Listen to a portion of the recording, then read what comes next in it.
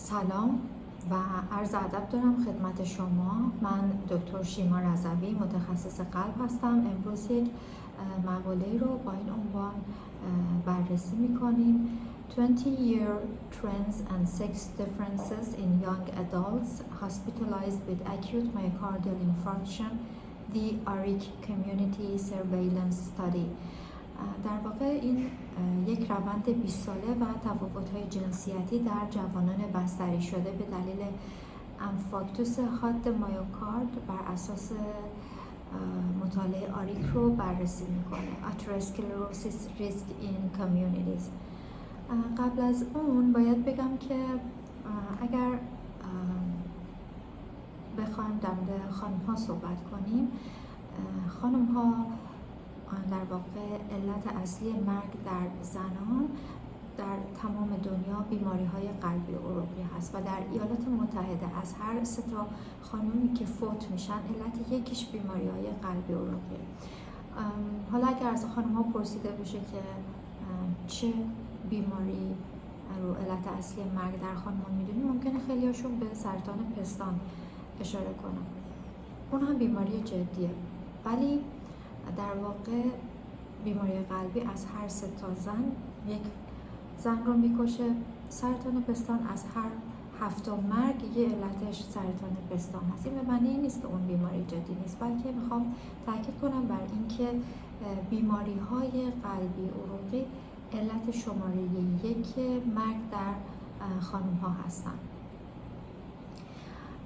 شما این اسلایدهای این مقاله رو توی کانال تلگرام هم گذاشتم، میتونید اونجا مراجعه بفرمایید و ببینید. وقتی در مورد خانم‌ها صحبت میشه، اونجوری که ما به خودمون نگاه میکنیم با اونجوری که آقایون به خودشون نگاه میکنن فرق میکنه. یه اسلاید هست که توی اون یک خانمی رو نشون میده که یک خانم در واقع فیت هست و کاملا اندام مناسبی داره، ولی توی آینه خودش رو خیلی چاق و بدهیکل میبینه و در مقابل یک آقای رو نشون داده که خیلی در واقع چاق و اضافه و چاق هست و ولی در خودش رو در آینه یک آرنولد میبینه که یه شکم سیکس پک داره.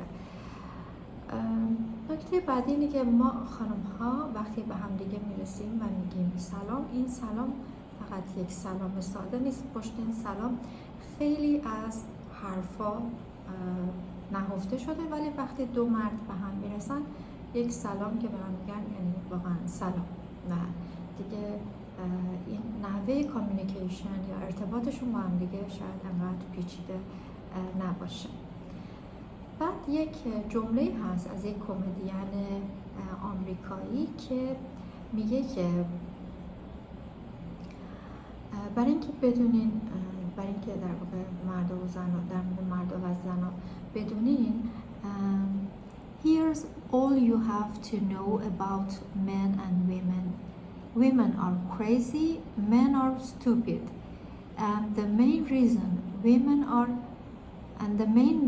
women are crazy is that men are stupid. اینو یک کمدین آمریکایی گفته به اسم جورج کارلین که میگه که خانم‌ها دیوونن و آقایون احمقن. برای اینکه بدونید چرا خانم‌ها دیوونن، علت اصلیش اینه که آقایون احمقن. در واقع یک جوکیه که ایشون گفته. نکته بعدی اگه بخوام بگم قبل از اینکه وارد بحث این مقاله بشم اینه که شما اگه به دکتر گوگل مراجعه کنید و در اونجا درد قفسه سینه یا چست پین رو وارد کنید و سرچ کنید، اکثر عکسایی که برای شما میاره یک آقایی رو نشون میده که حالا اینجوری دستش رو روی قلبش گذاشته یا اینجوری روی قفسه سینه‌اش گذاشته یا این مشت گره کرده روی سینه و در واقع عکسایی که میخوان نشون بدن اکثرا از آقایونه، چون مدت‌ها این بیماری یک بیماری مردانه شناخته میشد و توی دانشکده پزشکی هم به ما گفته میشد که وقتی یک مردی میاد با یک دست مشت کرده روی قفسه سینه، این در واقع حمله قلبی، سکته قلبیه و این مسائل. و وقتی شما از همین دکتر گوگل میپرسید مثلا در مورد سلامت خانم ها و سلامت خانم ها رو سرچ میکنید، اکثر عکسایی که میاره در مورد سرطان پستان هست، یا اکثر خانم‌هایی میبینید که باردار هستن، یا عکسایی میاره که خانم‌هایی که روبانای صورتی بهشون وضع شده. یعنی در واقع کمتر در مورد بیماری قلبی در خانم‌ها صحبت میشه، در صورتی که عامل اصلی و قاتل شماره 1 در خانم‌ها بیماری‌های قلبی هست. در ایالات متحده در سال 2016 بیش از 1,200,000 مرگ اتفاق افتاده در خانم‌ها که از این تعداد بالای 400,000 تاش به علت بیماری قلبی بوده، حدود 80,000 تاش به علت بیماری مزمن ریه بوده، 70,000 تاش به علت سرطان ریه بوده و شماره 4 در اینجا سرطان در واقع پستان بوده که 40,000 نفر به علت سرطان پستان فوت شدن. یعنی از اون 1,200,000 نفر 400,000 نفر به علت بیماری قلبی فوت شدن و این اهمیت بیماری‌های قلبی رو در خانم‌ها نشون میده.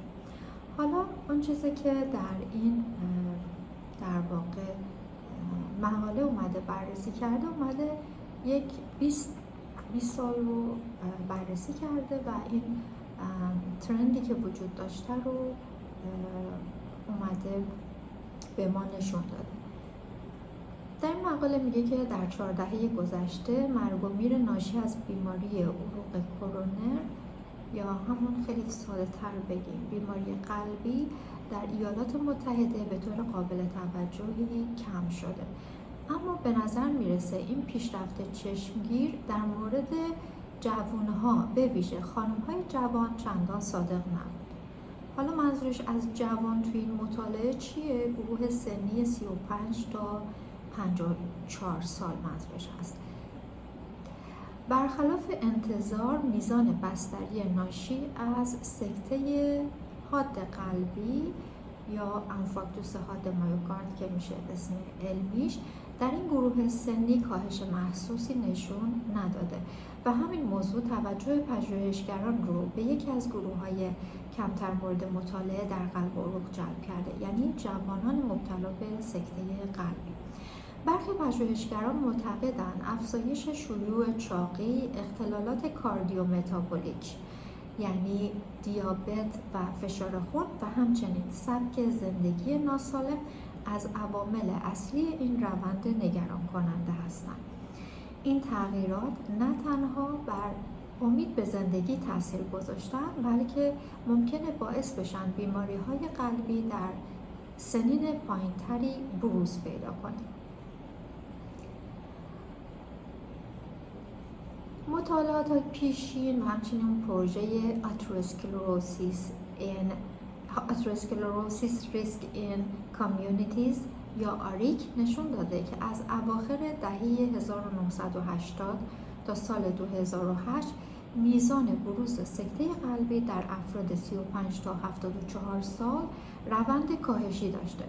اما در این مطالعه پژوهشگران اومدن نگاه کردن به گروه سنی 35 تا 54 سال که بهشون میگیم افراد بالغ جوان، زنان و مردانی که طی سالهای 1995 تا 2014 در 21 بیمارستان تحت پوشش برنامه پایش آریک به دلیل سکته قلبی بستری شده بودن و بررسی کردن. هدف این مطالعه تنها بررسی روند بستری ها نبود، بلکه میخواستن بدونن آیا میان زنان و مردان جوان مبتلا به سکته قلبی از نظر نحوه درمان و همچنین میزان مرگ و میر تفاوتی وجود داره یا نه. چون اگرچه تفاوت‌های جنسیتی در درمان سکته قلبی در بیماران مسن‌تر بارها گزارش شده، هنوز مشخص نیست که آیا همین نابرابری‌ها در بیماران جوان هم دیده میشه یا نه. در یک بازه زمانی نزدیک به 20 سال، یعنی از سال 1995 تا 2014 یک روند نگران کننده در الگوی سکته قلبی مشاهده شد. تعداد بزرگسالان زیر 55 سال که به دلیل سکته قلبی حاد بستری می شدن به طور قابل توجهی افزایش پیدا کرد. این تغییر همزمان با افزایش شیوع عوامل خطر کلاسیک قلبی عروقی مثل فشار خون بالا، دیابت و اختلالات متابولیک در نسل جوان رخ داده. اما شاید مهمترین یافته افزایش سهم زنان جوان در این میان باشه. اگرچه مردان همچنان بخش بزرگی از موارد سکته قلبی رو نشون میدن، اما آهنگ رشد بستری ها در زنان جوان سریعتر بوده. موضوعی که نشون میده الگوی بیماری های قلبی در حال تغییره و دیگه نمیشه سکته قلبی رو صرفاً یک بیماری مردونه دونست. وقتی وضعیت این بیماران با دقت بیشتری بررسی میشه، تفاوت‌های قابل توجهی میان زنان و مردان دیده میشه. زنان جوان مبتلا به سکته قلبی در مقایسه با مردان همسن خود معمولاً کوموربیدیته، یعنی بیماری‌های همراه بیشتری دارند.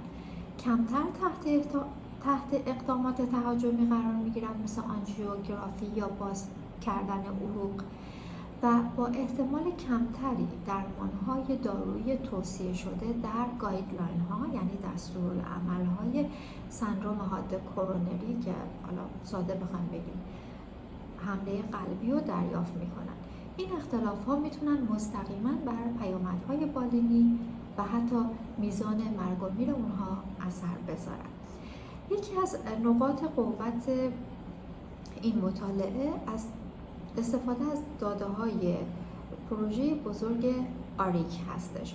مطالعه‌ای که برخلاف بسیاری از پژوهش‌های مبتنی بر داده‌های بیمه‌ای یا اداره‌ای، تشخیص سکته قلبی رو بر اساس بررسی دقیق پرونده‌های پزشکی و ارزیابی پزشکان انجام داده. همین موضوع باعث میشه نتایج اون از دقت و اعتبار علمی بالاتری برخوردار باشه.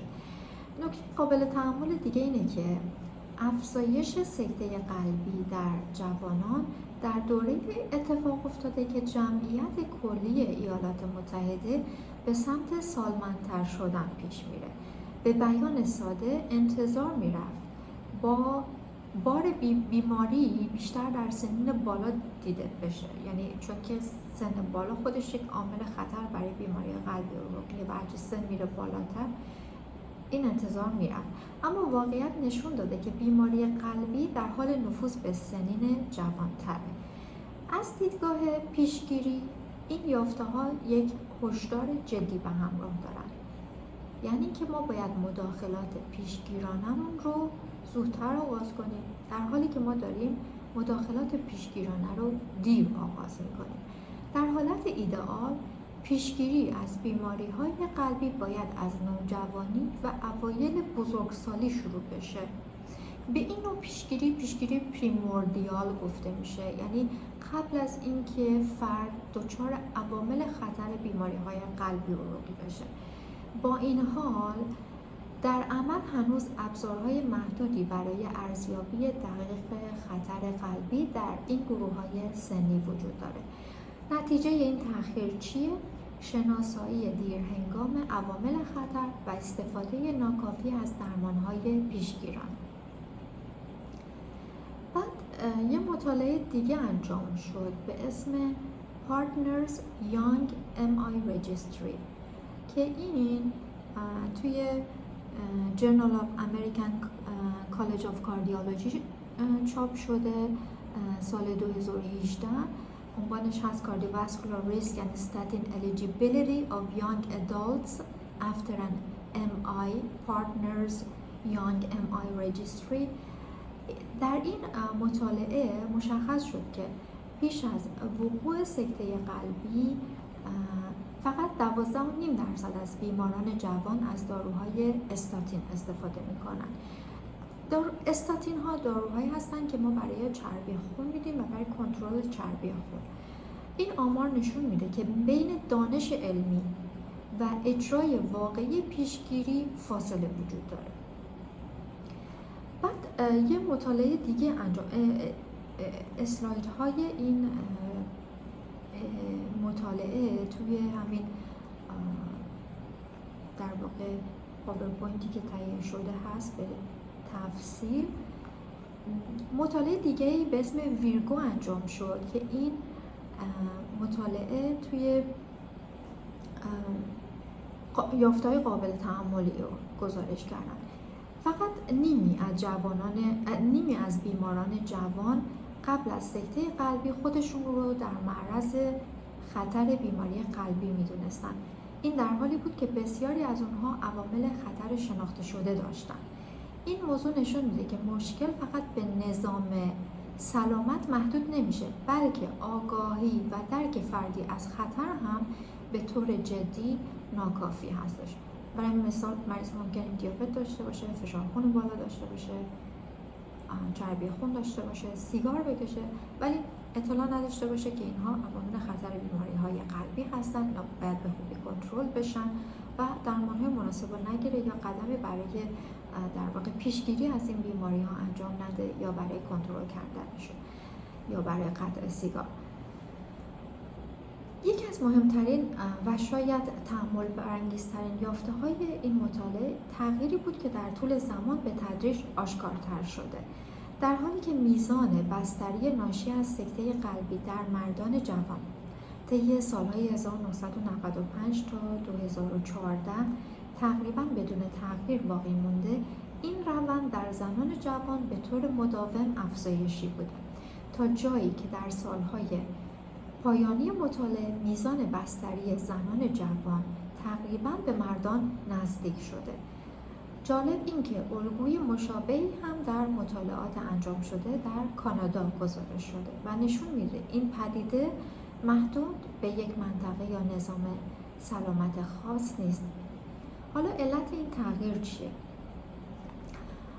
پاسخش چند بعدیه و شواهد نشون میده که عوامل خطر قابل تغییر نقش بسیار مهمی توی این روند دارن.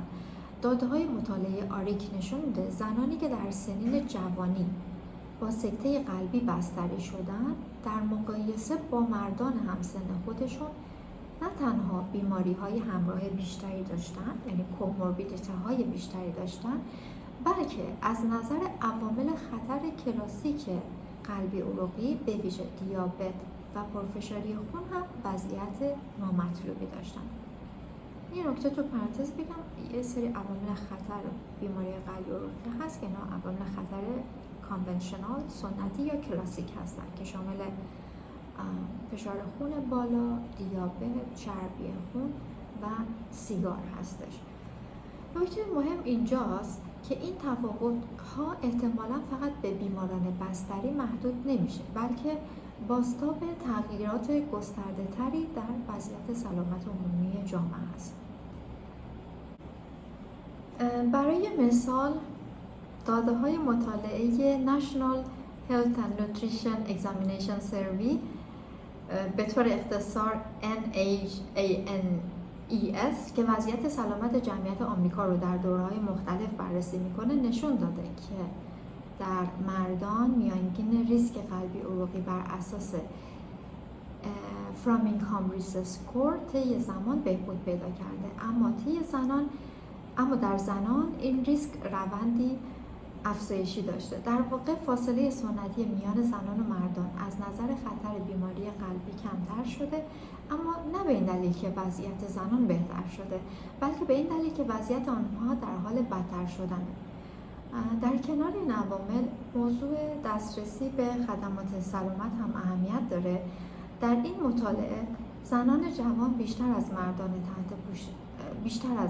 مردان تحت پوشش بیمه درمانی بودند. این مسئله ممکنه باعث بشه که زنان تمایل بیشتری برای مراجعه به مراکز درمانی داشته باشند و در نتیجه موارد بیشتری از سکته قلبی در آنها شناسایی بشه و بستری بشن. بنابراین بخشی از افزایش مشاهده شده ممکنه ناشی از تشخیص بیشتر باشه، نه صرفاً افزایش واقعی بروز بیماری. یعنی خانم‌ها چون در ایالات متحده اینجوریه، چون بیشتر تحت پوشش بیمه هستن، مراجعهشون بیشتره، زودتر تشخیص داده میشن و در واقع این به خاطر اینکه اینسیدانس یعنی بروزش افزایش پیدا کرده نیست، بلکه به خاطر در واقع تشخیص بیشتر هست.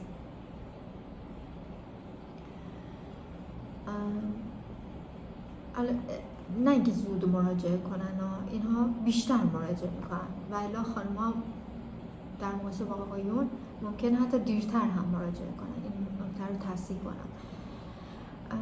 در مجموع این یافته‌ها پیام مهمی برای جامعه پزشکی و نظام سلامت دارند. الگوی خطر بیماری قلبی در حال تغییره و زنان جوان دیگه نمیتونن گروهی کم خطر تلقی بشن. این تغییر ضرورت بازنگری جدی در راهبردهای پیشگیری، غربالگری و آموزش بیماران رو نشون میده. به ویژه در سنین جوانی، یعنی همون دوره‌ای که بیماری قلبی معمولاً کمتر مورد توجه قرار میگیره. ارتقای کیفیت درمان سکته قلبی، انفارکتوس حاد مایوکارد، طی سالهای اخیر یکی از اهداف اصلی نظام سلامت در ایالات متحده بوده. اونجا یه سری کارهای تحت نظر همون دولت انجام شده، یه سری مراکز ایجاد شده به اسم Centers for Medicare and Medicaid Services که با هدف استانداردسازی مراقبت‌ها و بهبود کیفیت درمان طراحی شدن و شواهد نشون میده که این اقدامات به طور کلی باعث بهبود پیامدهای بیماران شدن، هم در زنان هم در مردان، یعنی بدون توجه به جنسیت اونها باعث بهبود آوتکام بیماران شدن. اما وقتی که بر بیماران جوان و به ویژه زنان جوان تمرکز می‌کنیم، تصویر متفاوت و پیچیده‌تری دیده میشه. داده‌های مطالعه آریک نشون داد زنانی که در سنین جوانی با سکته قلبی بستری میشن معمولاً کوموربیدیته یعنی بیماری‌های همراه بیشتری دارن، با احتمال کمتری تحت آنژیوگرافی قرار میگیرن و همچنین کمتر درمان‌های دارویی توصیه شده در گایدلاین های سندرم حاد کرونری یعنی در دستورالعمل‌ها رو دریافت می‌کنند.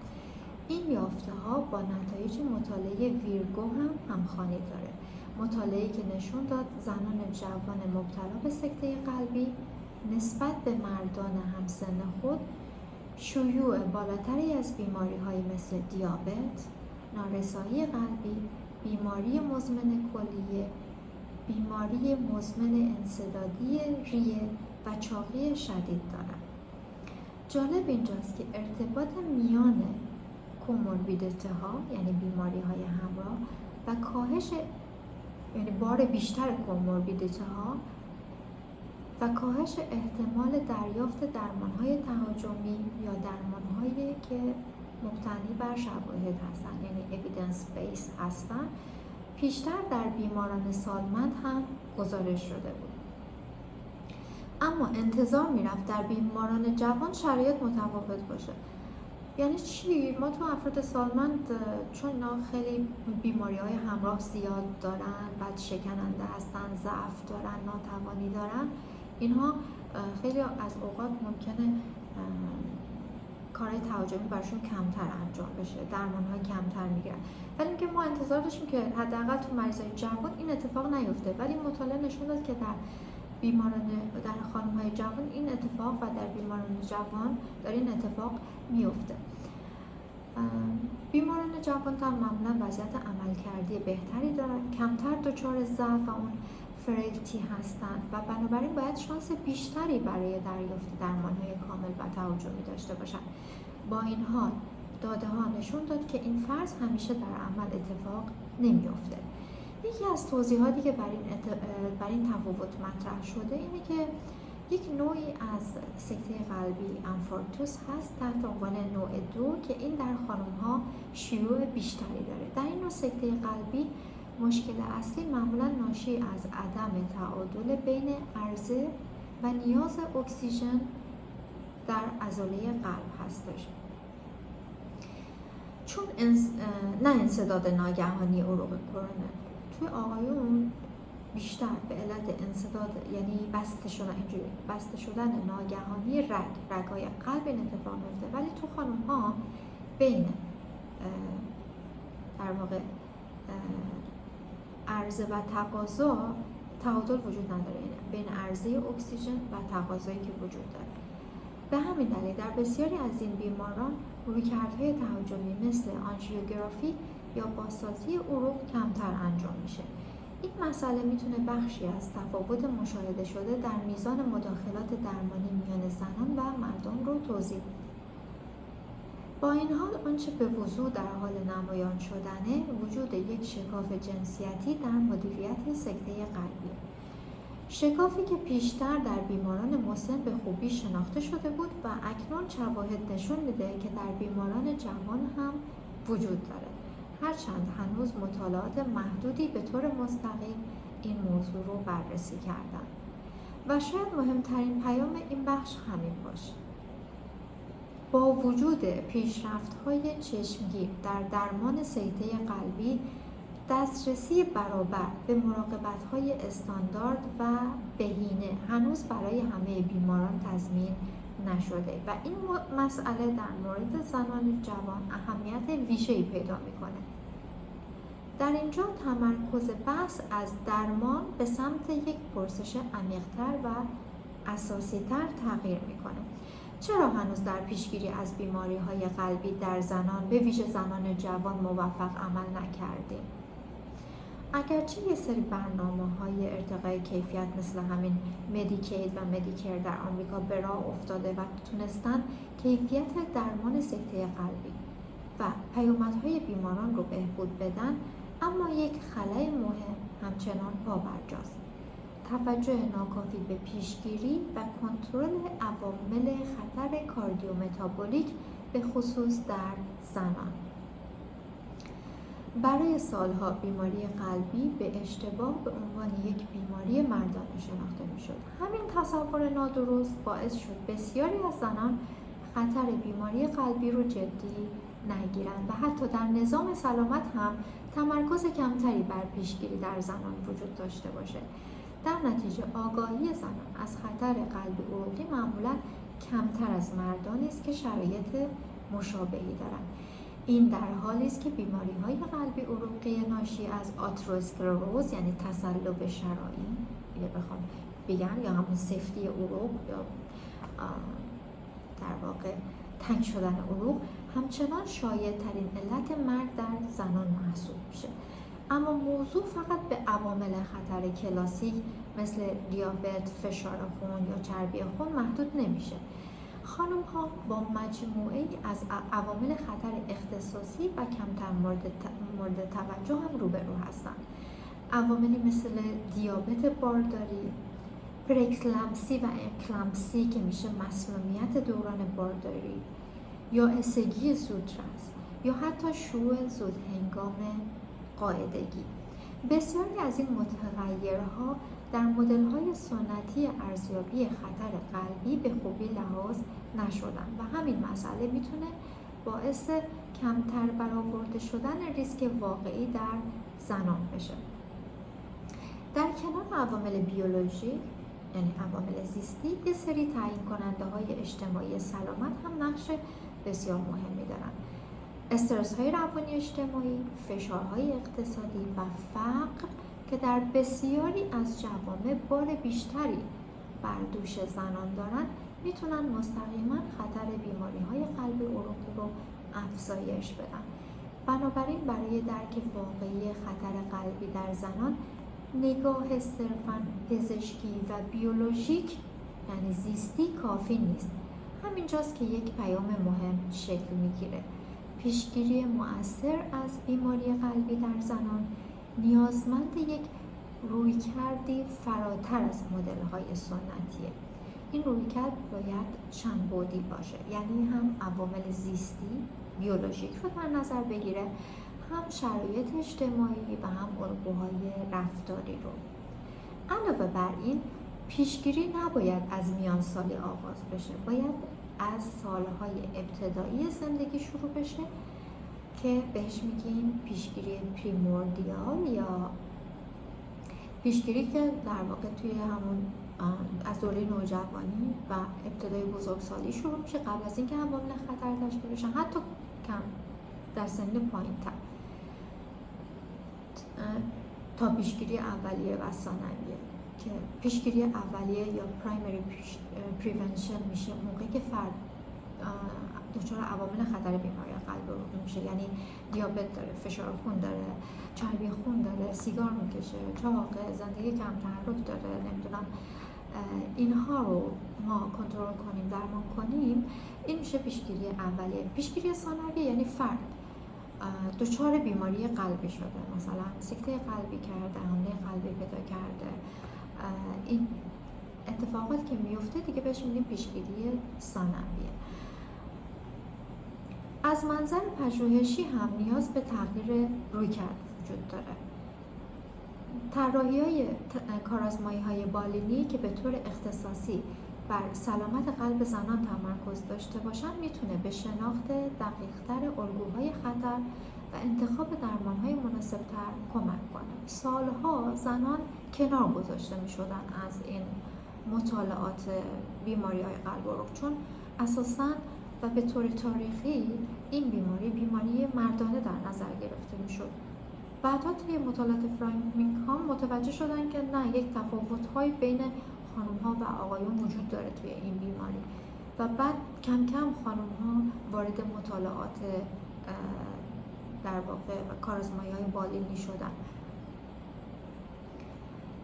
همچنین راهنماهای بالینی، یعنی همون گایدلاین‌ها، دستورالعمل‌های مربوط به پیشگیری در زنان هم باید به طور مستمر به روزرسانی و آپدیت بشن و در عمل هم جدی گرفته بشن تا تصمیم گیری های بالینی دقیق‌تر و عادلانه تری صورت بگیره.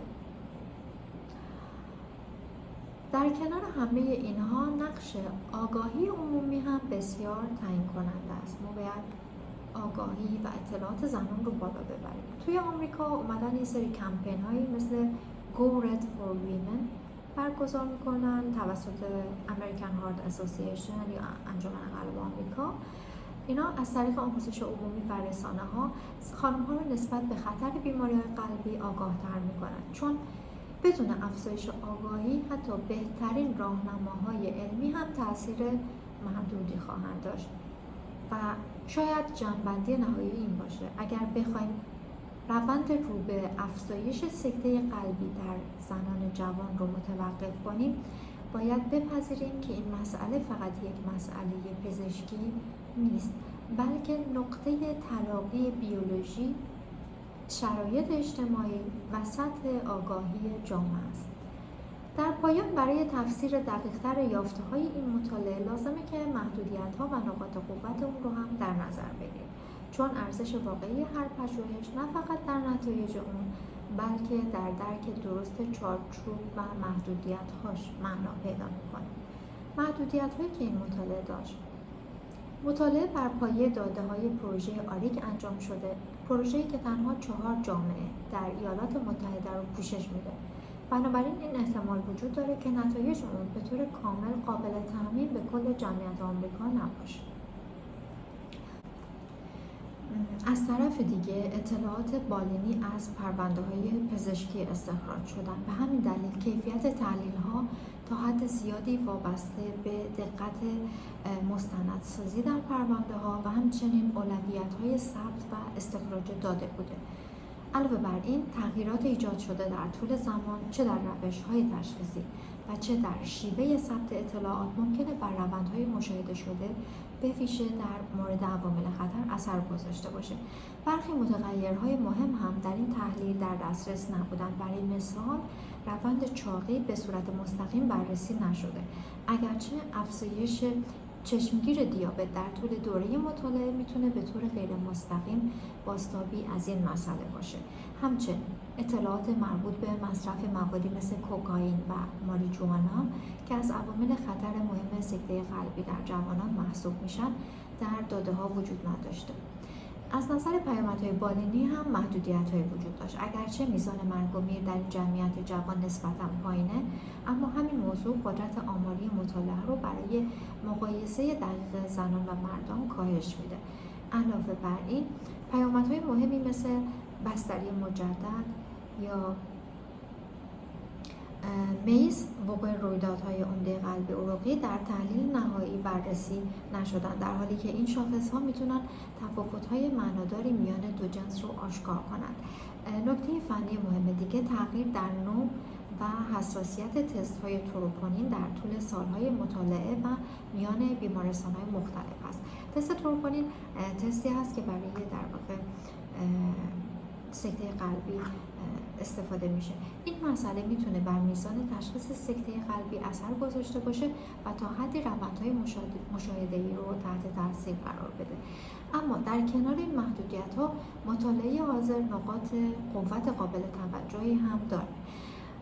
نقاط قوتی که باعث میشن یافته‌های اون همچنان ارزش علمی بالایی داشته باشه. این پژوهش بر پایه یک پایش گسترده چند مرکزی و طولانی مدت انجام شده، یعنی حدود 20 سال و امکان بررسی روندهای نزدیک به 2 دهه رو در جمعیت متنوع فراهم کرده. داده‌های بالینی و آزمایشگاهی هم با استفاده از پروتکل‌های استاندارد و توسط افراد آموزش دیده جمع‌آوری شدن، موضوعی که اعتبار اطلاعات رو افزایش میده. و شاید مهمترین نقطه قوت مطالعه این باشه که تشخیص سکته قلب صرفاً بر اساس کدهای اداری یا داده‌های بیمه‌ای انجام نشده، بلکه پزشکان با بازبینی مستقیم پرونده‌های واقعی بیماران تشخیص‌ها رو تایید کردند. این ویژگی دقت طبقه بندی بیماران رو به طور قابل توجهی افزایش میده. همچنین اطلاعات مربوط به مرگ و میر از طریق نشنال دت ایندکس تایید شدن که اعتبار داده‌های پیامدی رو بیشتر میکنه. در مجموع با وجود محدودیت‌های اجتناب ناپذیر، این مطالعه تصویری ارزشمند و نسبتاً دقیق از روند سکته قلبی در بزرگسالان جوان و به ویژه زنان جوان ارائه میده، تصویری که میتونه در آینده هم برای تصمیم گیری بالینی و هم برای سیاست‌گذاری‌های سلامت عمومی نقش مهمی ایفا بکنه. بنابراین در پایان اگه بخوام فقط یک جمله بگم اینه که اگه از پرسیده بشه مهمترین عامل مرگ و میر در زنان چیه، اون بیماری‌های قلبی عروقیه و خانم‌ها باید این رو جدی بگیرن و نباید اون رو به تعویق بندازن و موکول کنن به دوره هولوش یائسگی یا بعد از یائسگی. باید از همون سنین در واقع کودکی، نوجوانی و در ابتدای بزرگسالی به این بیماری توجه بشه، از همون ابتدا پیشگیری ها شروع بشه و تا اینکه در واقع از بتونیم این میزان مرگ و میر رو بهبود ببخشیم. نکته دیگه اینه که حتما از نظر بیماری‌های قلبی عروقی خانم‌ها باید بررسی بشن، خانم‌های 35 تا 55 ساله و دیگه نمیتونیم بگیم که این گروه چون خانم‌های جوان هستن در معرض خطر نیستن و دیگه گذشت اون زمانی که گفته میشد اینا در معرض خطر نیستن و روز به روز مطالعات داره نشون میده که ما باید به این گروه سنی توجه ویژه و دقت بیشتری بکنیم و داشته باشیم. من دکتر رضوی، متخصص قلب، متشکرم از توجه شما.